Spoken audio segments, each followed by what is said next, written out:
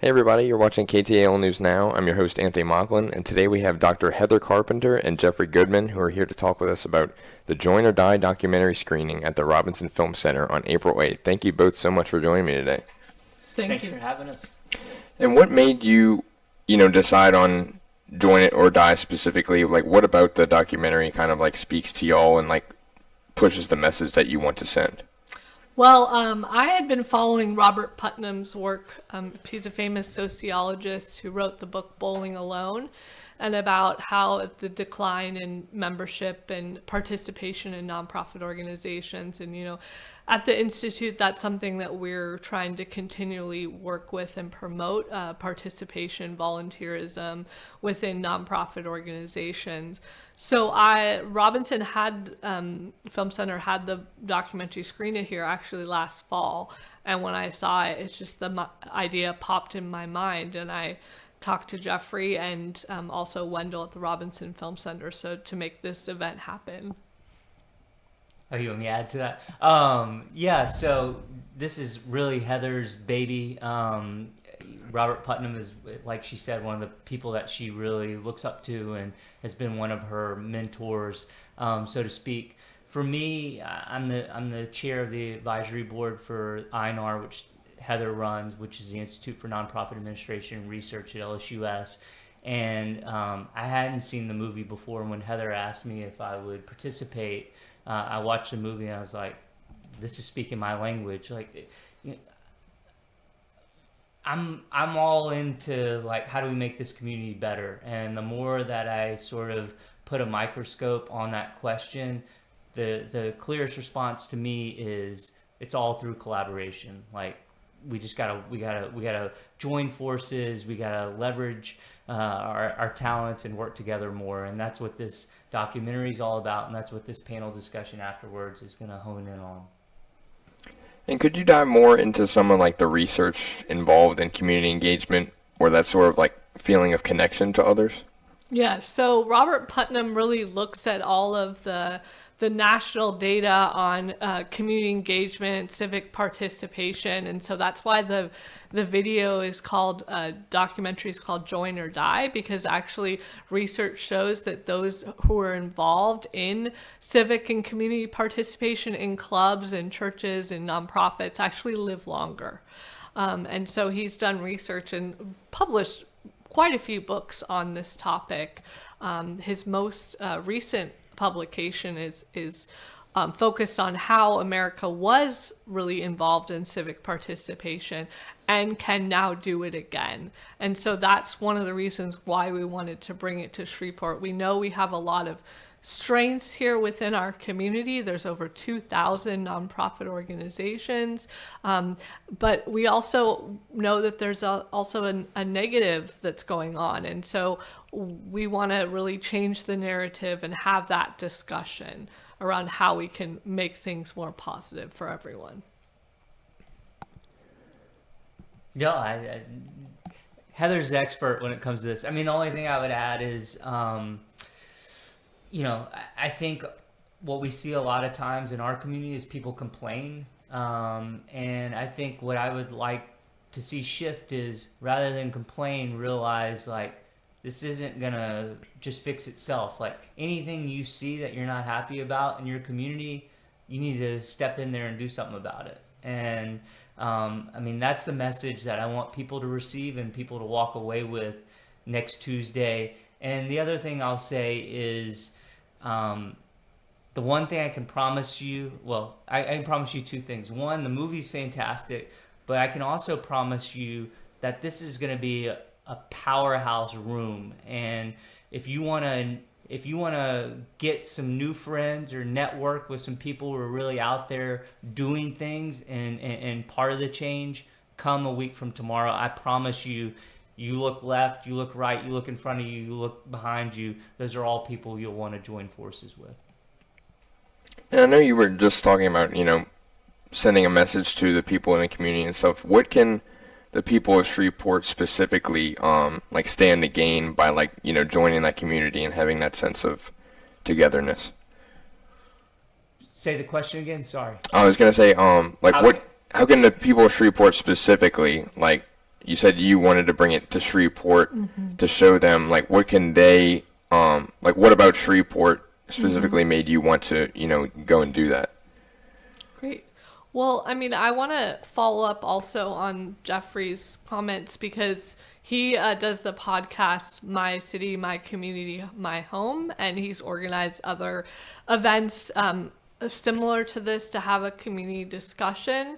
And so I want people to be able to learn what amazing things are going on in the community to further the work, as well as hopefully change some folks' mindset, but also come up with some ideas about how they can participate further. Like I said, we have a list of all the nonprofits in the region. We maintain a list of volunteer opportunities, and hopefully there'll be other groups and coalition discussions. I know there's a initiative going on in Shreveport, right? The Reform Shreveport. So there's a wide variety of initiatives going on that people can participate in. I know I've really personally benefited from Leadership Shreveport, and Tim Magner is he's the Shreveport Chamber president. And so again, all these different opportunities, like Jeff said, for networking, for participation,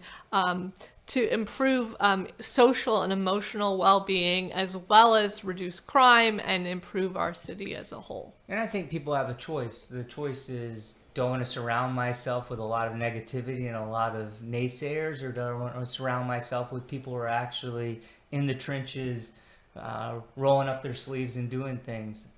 I choose the latter. And I know you were talking about all the opportunities and resources available. Like if someone if they aren't able to go next week, where can they go to sort of like find a list of those resources or things to like reach out to?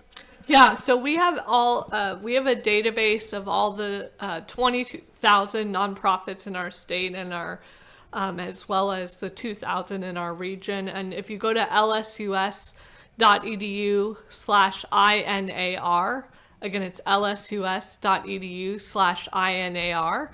They can also download the volunteer opportunities spreadsheet and be connected with those nonprofits, or they can contact us at any time.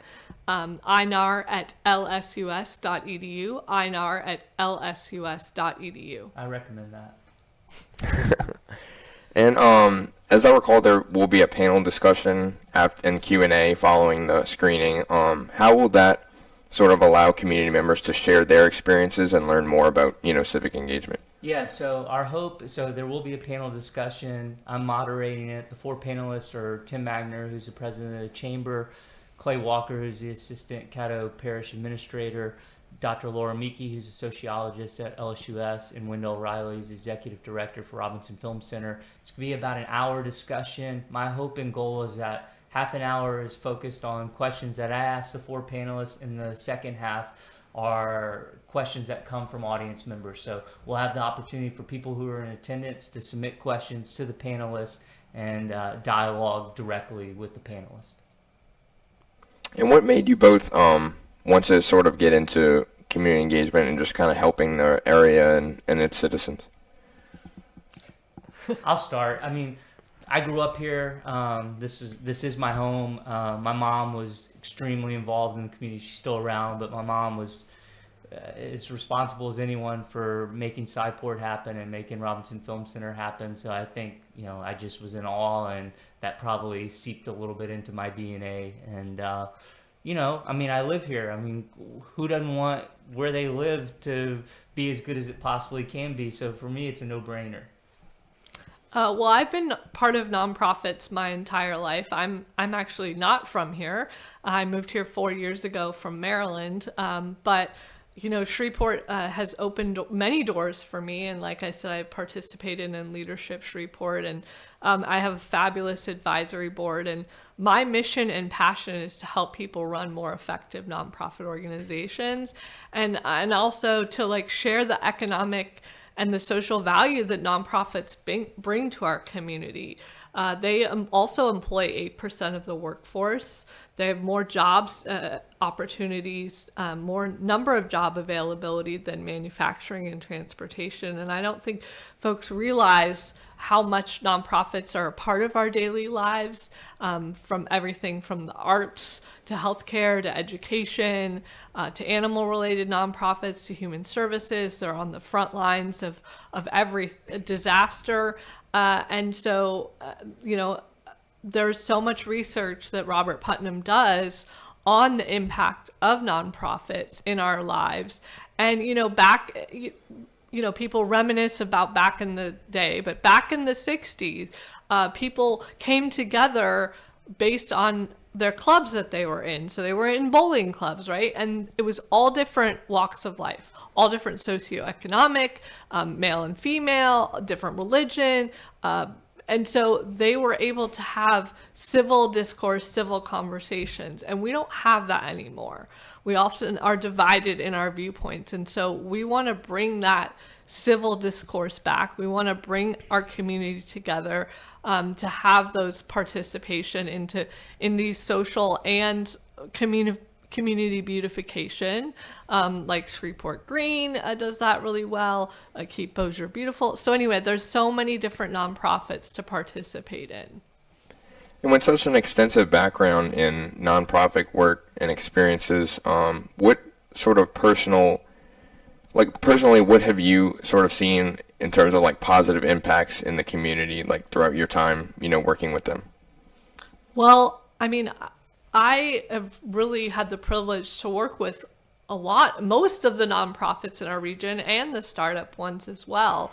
But I've been able to see how the Highland Center with Madison Poche as executive director really come around that community and have a variety of nonprofits that are in that community that wrap around the community, build relationships within that community. They have the Highland Blessing Dinner. They do tax prep. They have a preschool now in partnership with the Arc of Caddo Bossier. So they've collaborated, and we've seen our cohorts. We have specific professional development cohorts that come together, and Madison's in our current cohort and about to graduate, but really increase collaboration, share services together, come in together for joint grants, and really be able to do more impact in the community. And so we've seen also nonprofits be able to collaborate to scale and grow to reach more individuals. I just interviewed a nonprofit last week, and they're serving over 500 youth in 7 different parishes to help them with remaining in school, to improve their grades. And so we see the impact across the board. Is there anything you wanted to add to? Yeah, I mean, just to me, the big shift that I would like to see in the community, and I think it's already starting, is just this shift from me to we. So, turning the lens from just your narcissistic, everyday, daily life to the greater good. I agree. And I think that's happening. And to me, the most obvious way, or the easiest, most logical way that takes place is when people say, we're better together than we are on our own, and we're better collaborating, and what do you do well, and how can I take that and combine it with what I do well so that the end result is better than either of us were doing on our own. I agree. And is there anything that I didn't ask you today that either of you would like to touch on? I have 2 things. One, buy your ticket. Come a week from tomorrow, April 8th. I promise you this will be one of the single most important events you attend all year. Number 2, Heather didn't mention it. She mentioned my podcast, but they also have a program, INAR, called Community Connections. New episodes published every Wednesday on Red River Radio. Every Monday on Red River Radio. And it's fantastic. And I think a big thing in this community too is just get informed, educate yourself, be aware of what's happening around you. And that's what's so great about Heather's work, so great about Community Connections, And what will be so impactful about April 8th, buy your ticket. They're going fast, and I promise you, you will not want to miss it. And where can people get their tickets? Robinson Film Center website, I think it's robinsonfilmcenter.org, or just Google Robinson Film Center. Join or Die, April 8th, 6:30. I promise you, and you can write me afterward if I lead you astray, but I promise you, you will leave brimming with optimism and brimming with new ways to make your community better. All right. Well, thank you guys so much for being here today. Thank you. And you can join us on April 8th for Join or Die at the Robinson Film Center. And if you haven't yet, be sure to visit ktalnews.com, where you can get your breaking news, top stories, and trending topics. You can also join us on KTAL News Now every Tuesday and Wednesday at 1 p.m. But for now, I'm Anthony Mocklin, and thank you for joining us.